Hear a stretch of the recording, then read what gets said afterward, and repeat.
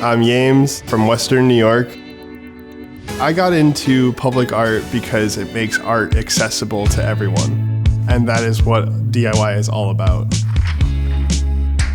I love the cobblestone textures of Webster, New York. It allows me to kind of have this playful structure and house the graphic elements that celebrate Lowe's 100th anniversary.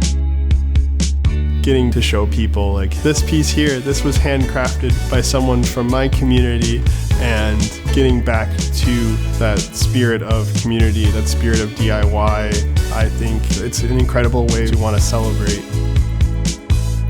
I hope that when people see my mural, they will feel inspired to take these products and create some sort of artwork in their own home.